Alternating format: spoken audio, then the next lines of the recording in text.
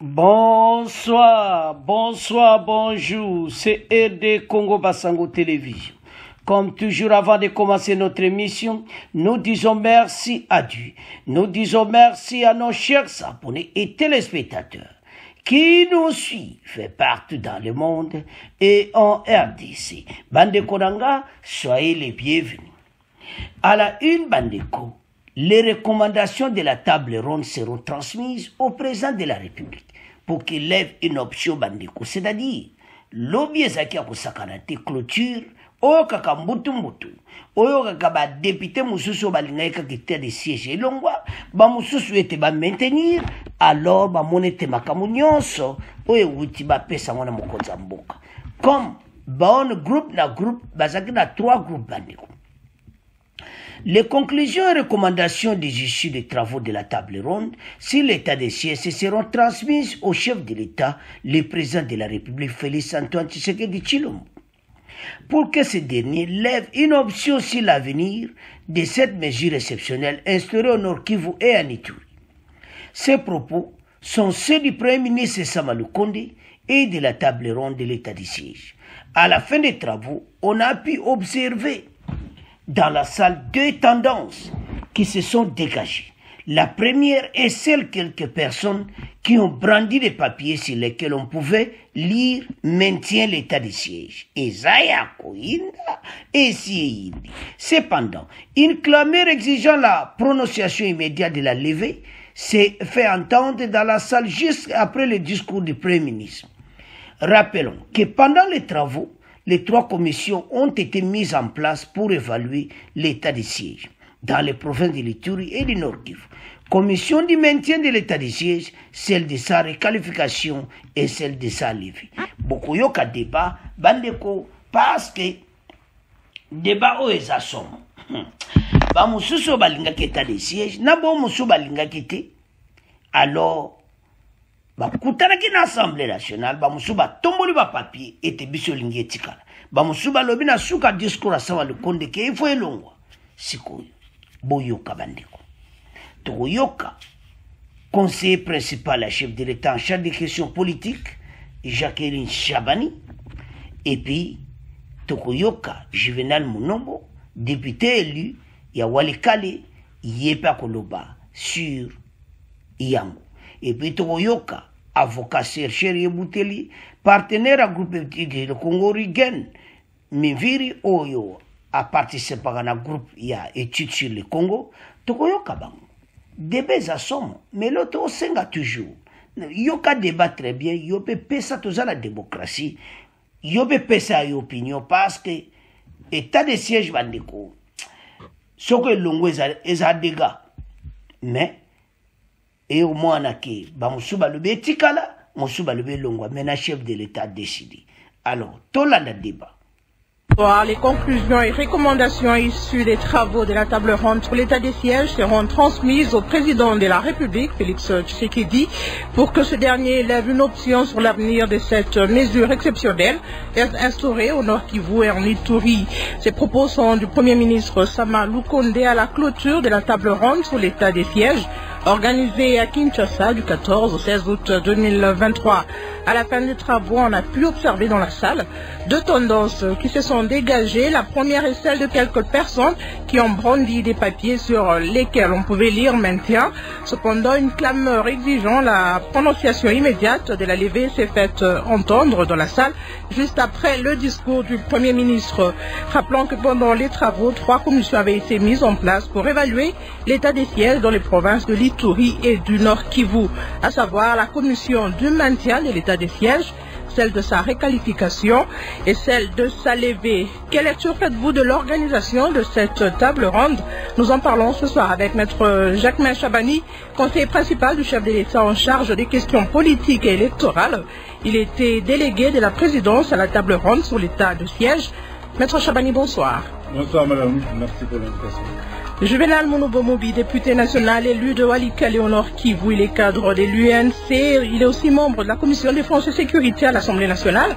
Maître Monobo, bonsoir. Bonsoir Madame Kelly, bonsoir à tous les auditeurs de Radio Okapi. Regan Miviri, avocat et chercheur à Ebouteli, partenaire des recherches du groupe d'études sur le Congo, GEC, sigle. Maître Miviri, bonsoir.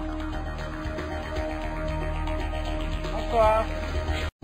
Je l'ai dit dans le sommaire, les travaux de la table ronde sur l'état des sièges sont clôturés ce mercredi 16 août 2023 au Palais du Peuple à Kinshasa dans une ambiance mouvementée. Dans son discours à cette occasion, le Premier ministre représentant le chef de l'État s'est félicité des différentes propositions issues des différentes commissions pour éclairer la lanterne de Félix-Antoine Tshisekedi. Celui-ci va lever l'option soit du maintien, de la levée ou de la réqualification de l'état des sièges. Comment se sont déroulés ces travaux? Billy Lutumba et Guy Maté nous en parlent. Bonsoir Billy, Ivan et Lutumba.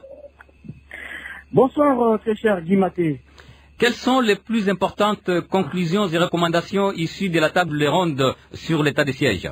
Guy Maté et tous les auditeurs de dialogue entre Congolais parler des conclusions en ce moment, ce serait trop précipité parce que de la nature de la table ronde, on ne devait pas aboutir à une conclusion ou des conclusions comme telles parce qu'on devait plutôt aboutir à des recommandations et orientations qui ne devraient même pas être divulguées sur la place publique ou bien dans la salle.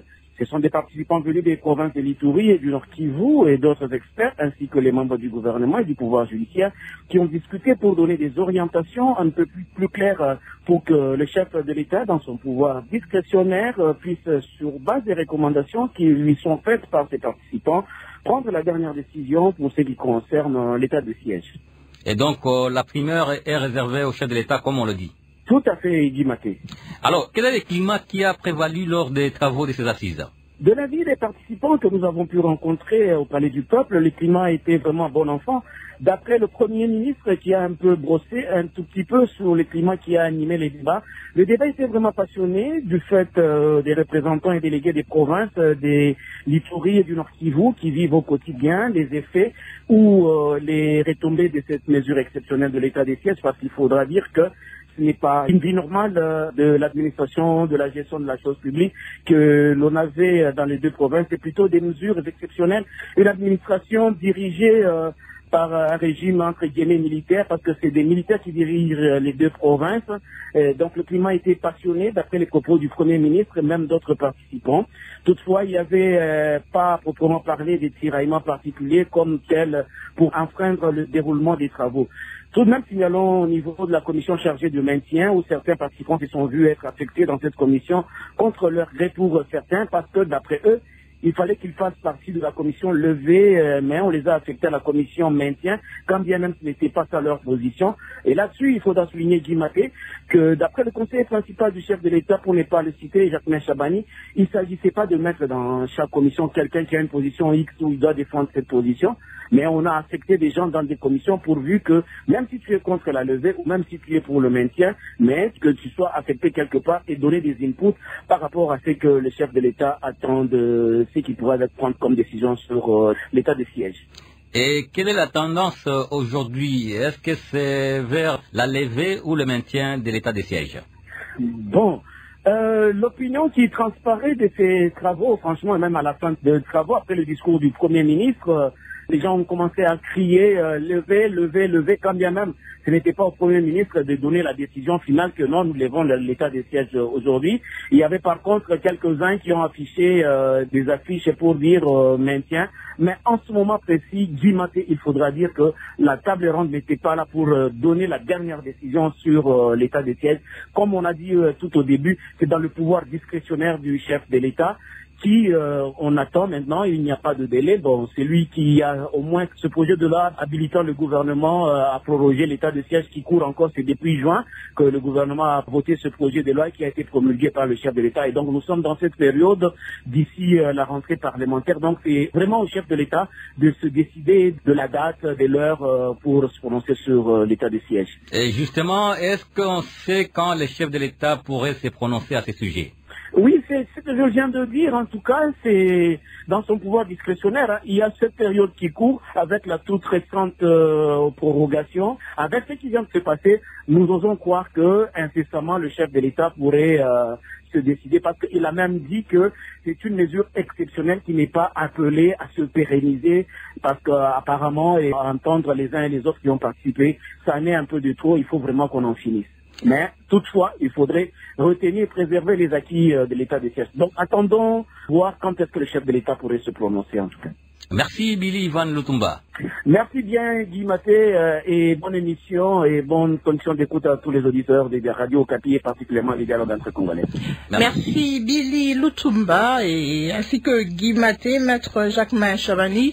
Vous êtes conseiller principal du chef de l'État en charge des questions politiques et électorales. Vous avez été au cours de cette table ronde, je voulais dire, vous avez été le délégué de la présidence à ces travaux. La première question que les gens se posent, pourquoi d'abord avoir organisé cette table ronde? Le président de la République, lors des différentes activités qui ont dû amener à proroger l'état de siège, au cours du mois d'octobre 2022, avait eu à recevoir les élus nationaux de la province du Nord Kivu et de l'Ituri pour échanger avec eux et faire avec eux aussi une évaluation de toutes ces questions.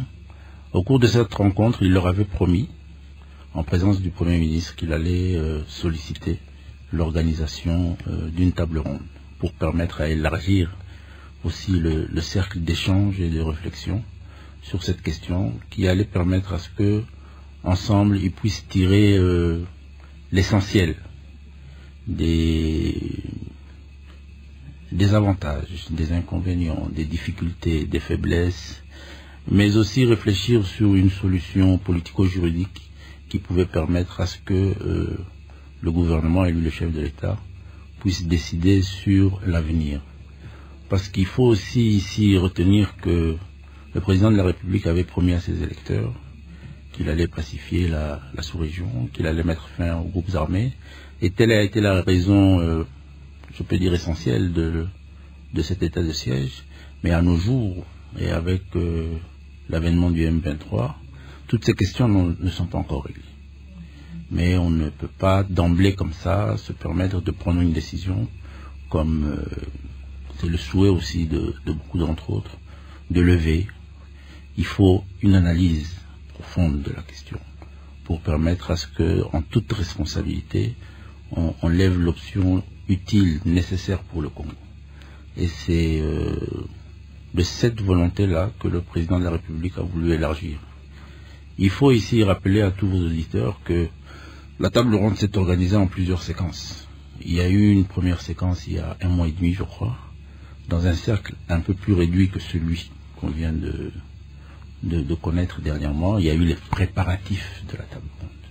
Après les préparatifs, il y a eu la table ronde. Donc il y a un souci vraiment du président de la République d'avoir les avis et considérations des uns et des autres pour mieux cerner, mieux comprendre la question et que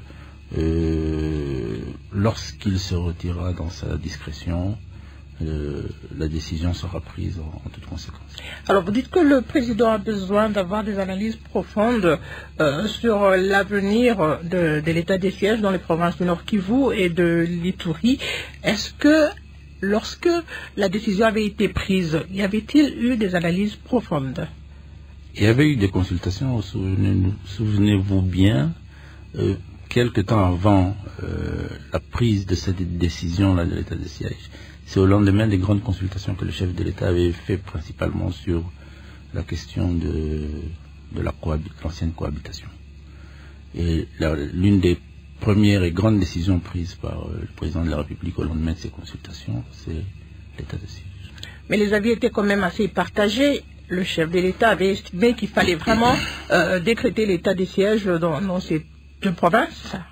Les avis resteront partagés. Moi, je crois que le plus important pour nous tous ici, c'est d'arriver à réaliser que la problématique de la paix, de la sécurité de nos populations, de nos villages, dans cette partie orientale de la République démocratique du Congo reste une problématique, et ça c'est depuis des décennies.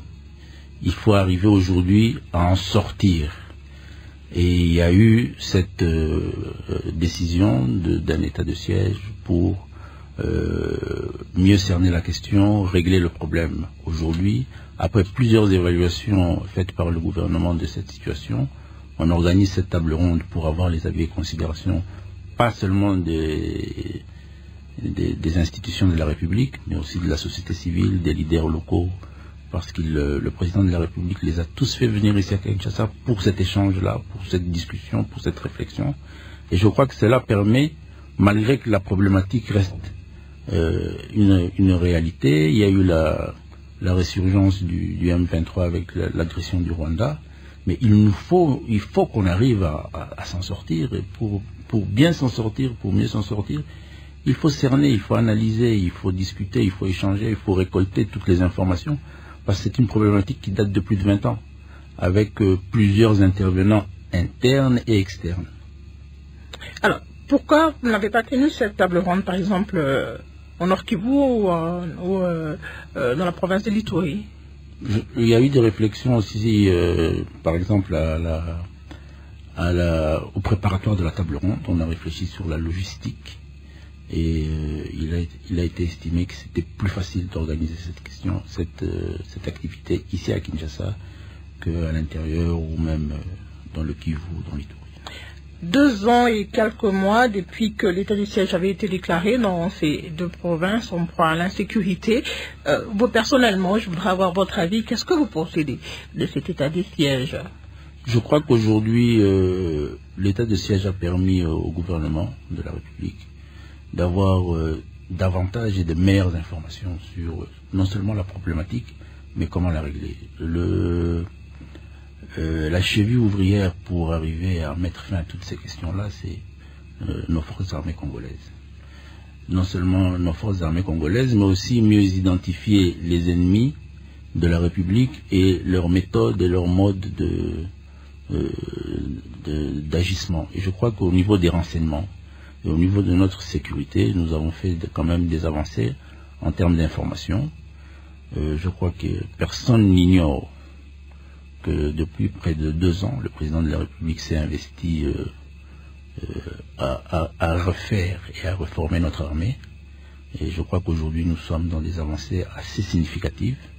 Et cela va nous permettre non seulement de mieux sécuriser notre pays, mais de mieux le défendre. Et la situation reste presque inchangée dans les 2 provinces. La problématique reste... Malgré les avancées significatives dont vous faites allusion. La problématique reste, mais nous sommes aujourd'hui dans des meilleures postures pour arriver à un règlement de toutes ces questions, que ce soit sur le plan militaire, sécuritaire, mais aussi sur le plan diplomatique. Et le Congo va s'en sortir. Maître Juvenal Monobo, vous êtes député national élu de Walikale au Nord Kivu, vous êtes cadre de l'UNC, vous êtes aussi membre de la Commission défense et sécurité à l'Assemblée nationale. Vous êtes pour la levée plutôt de l'état des sièges, mais à certaines conditions. Tout à fait. Tout d'abord, je voudrais saluer cette initiative de la tenue de la table ronde. Et là, on voit bien que le président Tshisekedi pratique une gouvernance participative. Et ça, c'est une très bonne chose. Pourquoi? Parce que dans une démocratie, on ne peut pas tout soumettre simplement au vote majoritaire au Parlement. À un moment donné, il faut consulter, il faut même aller au-delà des parlementaires, des assemblées délibérantes, et écouter la société civile, écouter les chefs coutumiers. Et je crois que le président Tshisekedi est dans cette logique de consultation. Alors, pour répondre à la question directement, je suis pour la levée de l'état de siège, mais une levée qui doit être accompagnée des recommandations, des mécanismes de sortie. Donc je ne souhaite pas que la situation de l'état de siège, je ne souhaite pas que l'après-état de siège soit exactement comme l'état de siège. Parce qu'au finish, ce qui est important, c'est quoi? État de siège ou pas, c'est qu'il y ait des résultats, c'est qu'on arrive vraiment à contrer l'avancée de la menace terroriste qui est à l'Est, l'agression, et qu'on termine cette affaire de groupes armés. Et donc c'est ça l'objectif. On doit atteindre cet objectif, que ce soit dans une situation d'état de siège ou pas. Mais ce qui est vrai, et ça je dois vous le dire en tant que participant, si je peux vous partager mes constats, c'est que beaucoup de participants, en tout cas les participants dans leur quasi-majorité, ont souhaité la levée de l'état de siège. Mais il ne faut pas se leurrer. Le seul retour au pouvoir des autorités civiles élues, ce n'est pas en soi une panacée pour qu'on ait la paix. Et donc oui pour la levée de l'état de siège, parce que c'est une expérience qui a été tentée et on voit bien que le bilan est assez controversé. Et le président de la République, très démocrate qu'il est, c'est l'importance d'une consultation, des avis. Et là, il vient de consulter vraiment les provinces concernées. Et donc, il faut des mécanismes de sortie. Raison pour laquelle il y a des recommandations. Et c'est quoi ces mécanismes de sortie, par exemple? Alors, il faut des recommandations. D'abord, au niveau des opérations, il faut bien coordonner les opérations militaires. Il faut donner des moyens aux militaires, évidemment. Il faut opérationnaliser les programmes DDR, désarmement, démobilisation, réinsertion communautaire, stabilisation. Moi, j'ai proposé aussi dans la commission levée dont j'étais membre, il faut qu'on arrive à évaluer ces partenariats militaires qu'il y a à l'Est. Vous savez, à l'Est, il y a maintenant plusieurs partenariats militaires avec notamment East African Community, avec l'Ouganda, la MONUSCO, c'est un partenariat qui existe depuis longtemps. À un moment donné, il faut évaluer, il faut savoir d'où venons-nous, où sommes-nous, où allons-nous. Tantôt on parle de la SADC aussi. Alors ce que je crains, c'est quoi? C'est une surmilitarisation de l'Est. Avec une surmilitarisation de l'Est, il y a fort à parier qu'on n'aura pas la paix des sitôt. Et donc j'ai proposé cela. J'ai proposé aussi à ce qui est opérationnalisation de la police de proximité, la doctrine police de proximité, ce qui permettrait l'analyse de la question sécuritaire, les diagnostics sécuritaires, même au niveau le plus bas, au niveau des quartiers, au niveau des communes, à travers ce qu'on appellerait des conseils locaux de sécurité. Et à ce moment-là, la sécurité devient quelque chose de partagé. Et donc, il faut toute une série de recommandations comme ça qui doivent être appliquées. Je vois, par exemple, on parle également d'un cadre de concertation qui doit exister entre le gouvernement provincial, l'Assemblée provinciale et les forces vives au niveau de la province. Et donc, la seule levée, sans des mesures d'accompagnement, eh bien, on risque, c'est comme si on déshabillait Saint-Paul pour habiller Saint-Pierre. Merci Juvenal Monoubo. Maître Higan Miviri, avocat et chercheur à Ebouteli, vous êtes partenaire de recherche du groupe d'études sur le Congo. Votre avis sur l'organisation de la table ronde sur l'état des sièges au Nord Kivu et en Ituri? Tout d'abord, je suis d'accord avec tout le monde que c'est une initiative à saluer. Pour autant que l'on sache c'est quoi le but de la table ronde. À mon avis, la table ronde devrait avoir plutôt comme objectif de se focaliser sur l'après-état de siège. Parce que je pense que c'est une évidence maintenant. On a des données suffisantes pour montrer que c'était une mesure non appropriée. C'était une solution à un problème qui n'existait pas. Le problème n'a jamais été le fait d'avoir des civils aux affaires. Le problème n'a jamais été le fait de ne pas avoir assez de militaires dans l'administration. C'est plutôt le contraire. Donc, le problème a toujours été notamment celui d'avoir une force dissuasive, des forces armées qui sont autant équipées, autant motivées pour défendre les territoires congolais. Et cela, on peut le faire sans état de siège. Donc, déjà, si on peut répondre à la question de quelle est l'alternative à l'état de siège, l'alternative à l'état de siège, c'est l'État. Et ça, c'est là où on va encore revenir. Alors, la table ronde devrait servir, et j'espère qu'elle va servir, à trouver maintenant de voies et moyens à améliorer notamment la gouvernance sécuritaire et s'assurer à ce que quand les militaires vont revenir à leur travail de chaque jour, qu'ils puissent être efficaces. Donc c'est ça, c'est l'essentiel et je pense en tout cas, et même ayant entendu, ayant écouté beaucoup de délégués qui ont été dans ces assises, c'est l'envie de tout le monde. On veut participer à la paix. Cette table ronde, on devrait plutôt parler de paix et non pas parler de est-ce qu'on maintient, est-ce qu'on lève? Mais c'est dans le cadre du retour de la paix, c'est dans le cadre du retour de la paix dans les deux provinces, Maître Regan Mibiri. Oui, bien sûr. Et je pense que cette mesure-là, bien sûr, quand elle avait été prise, c'était d'une bonne motivation. Et d'ailleurs, il faut regarder combien il y avait autant d'attentes et les gens étaient sûrs que ça va participer au retour de la paix. Mais par exemple, si vous regardez juste un seul critère, c'est qu'il y a eu moins d'affrontements, moins d'opérations après l'état de siège qu'avant l'état de siège. Donc, au lieu que le fait d'avoir plus de militaires aux affaires, que l'on puisse organiser plus d'opérations dissuasives contre le groupe armé, on a eu moins. Et en plus, on a eu plutôt plus de morts des victimes civiles. Ça, je me base sur les données du baromètre sécuritaire du Kivu. On a vu une grande augmentation de la violence, mais aussi on a eu une multiplication même de groupes armés, notamment par exemple le M23 qui n'existait pas avant mai 2021. En plus, il y a eu aussi les ADF qui se sont élargis au territoire d'Irumu et de Mambasa à Ituri, alors que pendant très longtemps, ils étaient plutôt focalisés sur Beni. Donc voilà, l'état de siège, malheureusement, on a pensé que c'était une baguette magique et il s'est avéré qu'on n'avait pas vraiment bien analysé la situation et mieux vaut tard que jamais. Il est temps de mettre fin à cette mesure et se focaliser sur l'essentiel. Et l'essentiel, à mon sens, c'est s'assurer que l'on puisse résoudre des questions évidentes qui sont celles liées à l'armée, l'équipement de l'armée, mais aussi la spécialisation de l'armée. Parce que je pense que l'administration publique a détourné l'armée de ses compétences et malheureusement, cela se fait voir même dans les performances de l'armée sur terre. Vous rejoignez donc le groupe des ceux qui sont pour la levée de l'état de siège dans ces deux provinces. Vous avez suivi vos deux co-débatteurs avec moi dans ce studio. Maître Mounoubo, par exemple, est pour la levée de l'état de siège, mais à certaines conditions. Il faut des mécanismes de sortie, des mécanismes d'accompagnement pour que l'état, l'avant-état de siège ne ressemble pas à l'après-état de siège.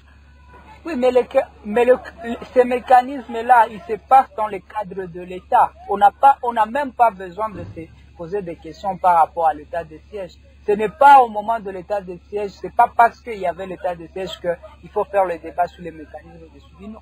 En tant qu'État, toutes ces choses-là qui ont été proposées par M. Mounoubo, c'est des choses que l'État devrait faire au quotidien. Et tout analyste, toute personne qui suit au quotidien la situation au Nord Kivu et à Ituri, va vous dire qu'en fait, le problème de ce pays, ce sont des problèmes de l'État. Ça veut dire la question sécuritaire elle doit être gérée. Et pas parce que ça ne devrait pas être la condition pour lever l'état de siège, parce que ce sont des problèmes qui vont prendre beaucoup de temps, vous voyez. Et donc vous n'allez pas dire il faut d'abord avoir telle mesure pour lever l'état de siège. Je pense qu'il faut lever l'état de siège et puis laisser l'État fonctionner. Et l'État avec tous ces secteurs, les secteurs sécuritaires d'un côté, les secteurs de santé, les secteurs humanitaires, chaque secteur doit fonctionner. Et une des limites encore de l'état de siège, c'est le fait en fait que l'état de siège a fait qu'il y a beaucoup de secteurs qui ont été paralysés. C'est notamment beaucoup de projets qui étaient en cours avant l'état de siège, qui pendant plusieurs mois étaient un peu bloqués parce que notamment certains partenaires n'avaient pas de partenaires avec qui parler, ils ne savaient pas s'adresser à qui parce que toute l'administration a été chamboulée, le gouvernement provincial était là et n'était plus là, mais aussi l'autre question c'était la transparence. Le gouvernement provincial a fonctionné pendant plusieurs mois sans qu'il soit contrôlé et ça c'est grave dans une démocratie. Donc c'est une urgence que l'on revienne dans un système démocratique qui respecte nos lois et qui respecte la séparation des pouvoirs notamment. Maître Jacquemain Chabani, c'est une urgence d'élever l'état d'urgence, l'état des sièges, je voulais dire. Maître Rigen parle d'une mesure non appropriée. Il y a même un auditeur qui nous écrit depuis Kasumbalesa qui pense que cet état des sièges avait été proclamé dans la précipitation et sous émotion.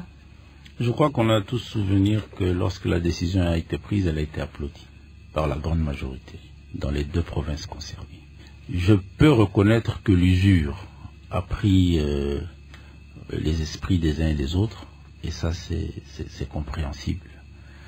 Mais je crois que chacun d'entre nous, surtout ceux qui vivent l'état de siège et l'insécurité et l'agression au jour le jour, doivent reconnaître que les questions sécuritaires aussi priment. C'est une décision qui a été prise en toute responsabilité, qui a eu ses effets, mais qui peut-être malheureusement n'a pas permis, dans les délais souhaités par tous, de résoudre la question. Mais après une année, on pouvait décider d'élever l'état des sièges, après une année. À moins d'une année, on s'est vu rattrapé par une agression, une guerre. Et je crois que on peut aussi se poser politiquement la question pourquoi il a fallu un état de siège pour que nous puissions revivre un M23 rénové. N'oubliez pas que nous avons aussi un rapport de la MONUSCO qui nous dit que, plutôt des Nations Unies, qui nous dit que le M23 d'aujourd'hui n'est pas égal au M23 d'hier, armé avec des instruments au-delà de la puissance même des Nations Unies. Donc, le Congo et les provinces du Kivu et de l'Ituri étant au centre de beaucoup d'intérêts, je crois qu'il faut arriver à intégrer tout cela pour nous permettre ensemble d'avoir une réflexion non seulement saine mais objective et permettre à ce qu'on y en sorte. Lever l'état de siège, c'est une bonne chose parce que c'est une situation exceptionnelle. Et c'est vrai qu'il n'est pas bon de rester dans des situations exceptionnelles. Au-delà de cela, nous sommes en train de courir sur un calendrier électoral. Il faut permettre au peuple congolais d'aller aux élections dans les meilleures conditions possibles, sur toute l'étendue du territoire. Donc tout cela sont des réalités sur lesquelles il faut arriver à trouver des réponses, mais des bonnes réponses pour permettre à ce que la sécurité soit une réalité. Moi, j'estime de ma part qu'aujourd'hui, non seulement avec les évaluations du gouvernement, mais avec l'organisation, par exemple, de cette table ronde qui a permis à ce que, démocratiquement, les gens s'expriment, les gens réfléchissent sur toutes ces questions. Nous avons des données qui vont permettre au président de la République non seulement de décider sur cet état exceptionnel, mais aussi de prendre les mesures nécessaires pour permettre à ce qu'on résout cette question de sécurité de nos populations. Et ça, pour moi, ce sont des avancées. Et la réponse du chef de l'État pour intervenir quand? Je crois dans un délai assez bref, parce que à voir comment il a insisté pour que cette activité s'organise le plus rapidement possible. N'eût été d'autres agendas, comme la francophonie, on aurait organisé cette table ronde un peu plus tôt, et ses agendas, lui, personnels de déplacement. Alors, on vous garde, Maître Jacquemain Chabani, on va ouvrir le standard pour écouter ces auditeurs qui sont très nombreux à appeler. On va prendre cet auditeur qui nous appelle de Kinshasa. Ça sera pour vous, Maître Jacquemain. Alphonse Tiefou, depuis la ville-province de Kinshasa. Je pense que cette table ronde n'avait pas sa raison d'être, car la population de l'Est ne veut plus de cet état exceptionnel, et donc la levée est obligatoire. Cependant, nous demandons au président de la République de prendre une décision qui protège l'intérêt supérieur de la nation, qui favoriserait le retour de la paix, car tout compte fait, l'état de siège n'a pas été un échec total, mais plutôt il y a eu une mauvaise planification de la part du gouvernement, et que définir serait une meilleure option. Réaction. Bon, il dit deux choses à la fois. Redéfinir serait une meilleure chose. L'état de siège n'a pas sa raison d'être. Mais je crois qu'ici, la table ronde aussi n'avait pas sa raison d'être. Je crois qu'ici, il faut comprendre cette volonté et cette attitude du président de la République que nous avons aujourd'hui, qui est un homme ouvert et démocrate, qui a voulu faire participer le Congo profond, le peuple congolais, les deux provinces concernées, à l'analyse critique de la situation pour permettre à ce qu'ensemble, nous puissions avoir une compréhension plus approfondie sur la question et nous en sortir. On pourra tout dire sur cette situation ici. C'est une situation d'insécurité que le Congo subit depuis 3 décennies pratiquement. Et rien que cela permet de comprendre que ce sont des situations complexes. Aujourd'hui, au niveau par exemple du Parlement, je crois que l'honorable Juvenal pourra le dire mieux que moi, ils ont eu, grâce à toutes ces évaluations, non seulement à faire une autopsie de nos forces armées de la République et de nos services de sécurité, qui ont permis aussi à faire des réflexions sur comment les rendre plus efficaces. Et c'est une réalité aujourd'hui. Et très prochainement, la République démocratique du Congo va remonter en puissance militaire et sécuritaire. Et c'est ça qui va nous permettre... Prochainement. Très prochainement, je dis. Très Pour prochainement. l'instant, les FARDC ne sont pas encore en mesure de sécuriser le pays. Très prochainement, ça peut dire demain matin, ça peut dire dans les heures qui suivent.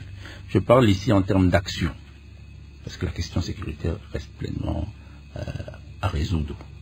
Donc, nous sommes dans une dynamique sur laquelle le président de la République a mis le Congo, qui nous permet de pouvoir résoudre toutes ces questions, et elles seront résolues. Direction une autre province, pour écouter cet autre auditeur, ça sera pour vous, Maître Juvenal. Djibril Vanidoloa depuis la province de l'Ituri à Bunia. À mon humble avis, l'initiative de cette table ronde avant la levée de l'état de siège est vraiment nécessaire parce qu'elle permet non seulement aux décideurs de faire l'évaluation de celui-ci ensemble avec les leaders communautaires de ces deux provinces, mais également cette assise permet de voir si le maintien de l'état de siège est encore nécessaire. L'avenir de ces deux provinces a dépend parce que lever l'état de siège sans faire un diagnostic commun avec les animateurs de cet état de siège, les notables et les leaders communautaires serait une erreur de la part de nos dirigeants. Nous félicitons le chef de l'État pour cette initiative et nous pensons que les résultats de cette table ronde apporteraient un changement sur terrain. Alors, il vous rejoint un peu dans votre analyse de tout à l'heure, c'est auditeur de l'Ituri. Tout à fait, Djibril me rejoint. Donc, c'était une bonne occasion, la table ronde, pour mener un diagnostic. Parce que c'est quand on fait un bon diagnostic, on peut arriver à proposer une bonne thérapeutique. Et comme l'a dit Maître Jacquemin Chabani, faire tout en toute responsabilité, j'ai beaucoup aimé cela. J'ai suivi M. Miveri, Maître Miveri, mais lui, je suis pas tout à fait d'accord avec lui, j'en profite. Parce qu'il a semblé insinuer quelque part qu'il existerait un débat sur l'État congolais. Au fait, il n'y a aucun débat sur l'existence de l'État congolais. L'État congolais existe bel et bien, il y a les territoires, il y a la population qui est sur ces territoires-là, et il y a un pouvoir effectif sur ces territoires. C'est vrai que chaque village, il n'y a pas des FARDC dans chaque village ou la police nationale, ça reste un défi à relever, mais l'État congolais existe bel et bien. Donc quand il insiste sur le mot État, on a comme l'impression qu'on est dans une situation de non-État. Je crois qu'il faut... je suis pas tout à fait d'accord avec lui sur cet aspect des choses. Donc, je suis d'accord avec M. Djibril. Ça a été une bonne occasion de réfléchir, de consulter les leaders, de consulter le député, de poser les diagnostics et de proposer des pistes pour une thérapeutique, c'est-à-dire pour des pistes et des solutions. C'est ce que j'appelle le mécanisme de suivi. Un autre petit point, si vous permettez, sans doute avec la levée de l'état de siège, ça sera le retour des autorités civiles élues au Nord Kivu et en Ituri. Mais il faut faire attention parce qu'il faut préserver la cohésion aussi au niveau provincial. Ça, je voudrais bien le dire. Et il faut tenir compte aussi de la représentativité, évidemment, des ethnies dans la province pour éviter toute possibilité de frustration. Et donc ça, je l'ai dit, et il faudra bien en tenir compte. Et donc la situation ne devait pas revenir comme c'était le cas exactement. Donc à un moment donné, il faut tenir compte de ces rééquilibrages nécessaires pour éviter d'éventuelles frustrations qui peuvent exister, des représentativités par exemple des ethnies. Donc c'est inconcevable par exemple qu'il y ait dans une province qui est une ethnie qui fait partie de la province et qui ne se retrouverait pas dans le poste des responsabilités. Donc dans la démocratie, vous savez, dans une démocratie, c'est la loi du nombre. Ça, on le sait.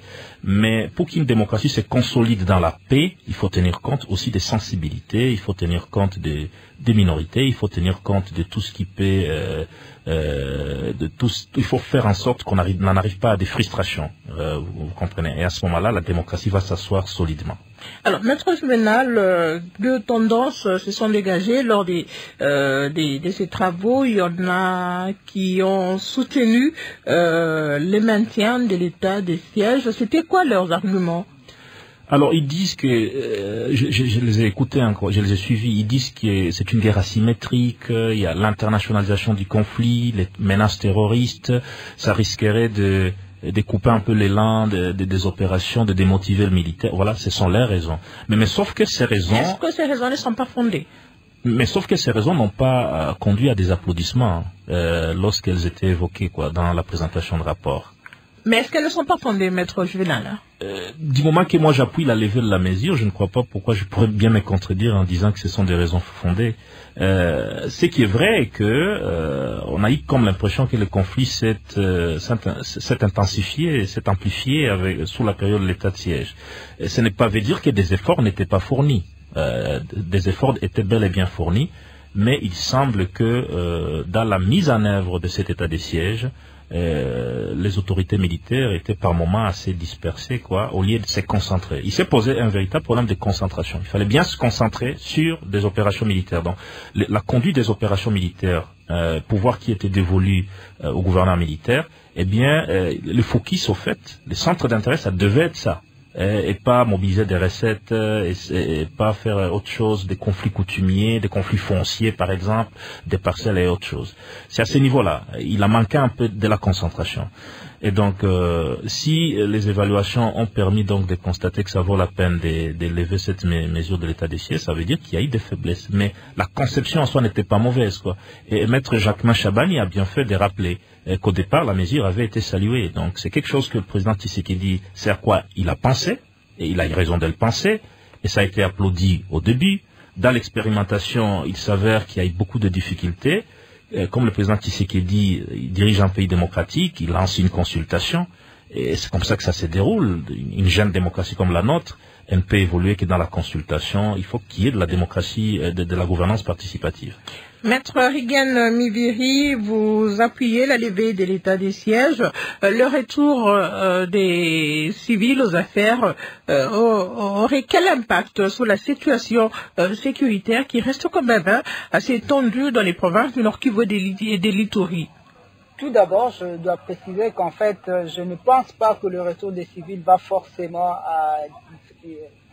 rendre différente la situation sécuritaire. Non, loin de là. C'est plutôt ce qui va être fait après la levée de l'état de siège, notamment l'intensification des opérations, la résolution des problèmes qui ont amené à certains conflits. C'est ça ce qui va changer la donne. Ce n'est pas tout simplement un retour à l'ordre constitutionnel. Le retour des civils, c'est parce que c'est la bonne chose à faire, mais c'est pas parce que ça va résoudre forcément toute la situation. Mais alors, avant tout, je voudrais quand même réagir sur ce qu'a dit l'honorable Juvenal. Je pense que là, on a une vraie contradiction. Personne n'a dit que l'État congolais n'existe pas. L'État congolais existe, mais il doit prouver son existence au travers de ses actes de chaque jour. En fait, si les gens se plaignent à Irumu, à Djougou, à Mambasa, que l'armée n'arrive pas à les sécuriser, en fait, ils sont en droit de se poser la question où est l'État dans tout ça, vous voyez. Et donc, même le président de la République lui-même l'a dit, car il fallait instaurer l'état de siège, c'est parce qu'on avait besoin de renforcer l'autorité de l'État. Et il a pensé que l'armée va aider au renforcement de cette autorité de l'État. Malheureusement, et contradictoirement, ça a plutôt fait un effet contraire, parce que ça dessoudait déjà les tissus sociaux, parce que l'armée et la population ne mettaient pas sur la même longueur d'onde. On a vu combien de fois il y a eu des altercations avec la population. Mais au-delà de cela, c'est qu'il n'y a pas eu des mesures concrètes pour sécuriser la population, au point que les gens n'ont pas vu l'avant et l'après. Et donc, l'État, il ne peut pas être qu'un prétexte. On ne peut pas dire qu'on a l'État parce que, voilà, on s'appelle République démocratique du Congo. Mais c'est au travers des actes, notamment dans des provinces qui sont à problème, que l'on puisse voir l'État. À Djoug, où les gens veulent voir les FARDC et ne pas être sous la coupole des Zaïre ou des Codeco. Les gens veulent voir la police les sécuriser avec leurs biens. Les gens veulent voir des services publics comme la route qui va chez l'honorable Mounouko à Walikale. C'est comme ça qu'on voit que l'État existe. L'État existe par les actes. L'État n'existe pas tout simplement par des vœux.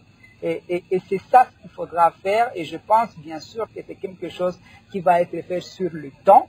Et ça nous permet de ne pas choisir des raccourcis. Je pense que l'état de siège c'était un raccourci pour penser que ça va résoudre tous les problèmes du Congo, pendant que le problème du Congo se résolve.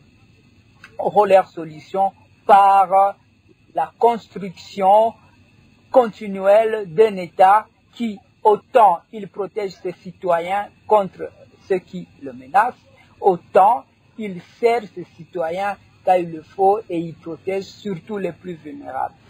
Merci Eric Gani-Viri, nous sommes à la fin de l'émission. On va considérer ces propos comme votre conclusion. Maître Jacquemain Chabani, je rappelle que vous êtes conseiller principal du chef de l'État en charge des questions politiques et électorales. Vous étiez le délégué de la présidence à la table ronde sur l'état des sièges. Il y a des auditeurs qui sont nombreux à nous envoyer des messages de partout, de Goma, Bukavu, Ituri. Alors il y a Franck depuis l'Ituri qui vous demande à vous, maître Jacquemain Chabani, en tant que conseiller du chef de l'État, s'il vous plaît, dites-lui de ne pas trop traîner avant de donner sa conclusion. Je pense que vous voulez dire la réponse à la demande des populations du Nord Kivu et de l'Ituri d'élever l'état des sièges. Oui, qu'il ne s'inquiète pas, je crois que ça ne va pas traîner. Ici, moi, je voudrais nous rappeler à nous tous, à moi-même aussi, d'arriver à réaliser d'où nous venons et là où nous sommes en train d'aller. Nous, peuple congolais, l'État congolais dans son ensemble. Le Congo est un pays qui a connu plusieurs rébellions, non seulement rébellions, agressions. Et elle en est victime encore aujourd'hui. Le Congo est un pays qui a eu le malheur un jour d'avoir un chef d'état-major qui avait un bureau à Kinshasa et un bureau dans un autre pays, au Rwanda, Kigali, pour une autre armée. C'est des choses difficiles à imaginer et à expliquer, mais ça s'est réalisé ici. Le Congo est un pays qui a une armée qui a connu des termes inexplicables comme mixage, brassage et ainsi de suite. Donc, à un moment donné, l'action de l'État amène à prendre des décisions, comme celle de l'État de siège, en termes de thérapie, pour arriver à des objectifs déterminés.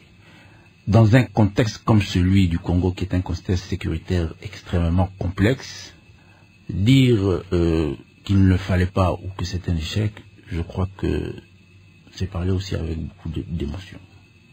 Parce que comme je l'ai dit tout à l'heure, c'était une décision qui avait été applaudie. Dire que l'État n'existe pas par tout le monde.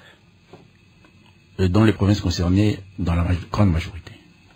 Et ça, je crois que vous, Radio Okapi, vous avez suffisamment d'éléments pour arriver à retrouver ces traces.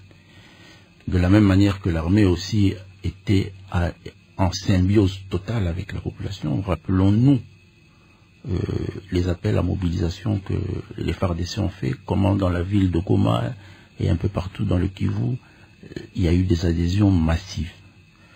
Je ne veux pas ici justifier ou stigmatiser une totale réussite de cette action, mais je crois que l'État se construit à travers de telles initiatives, et celle-ci, à travers la consultation sollicitée par le président de la République, qui est un acte extrêmement démocratique, va nous permettre encore, en tant qu'État, de réaliser les faiblesses.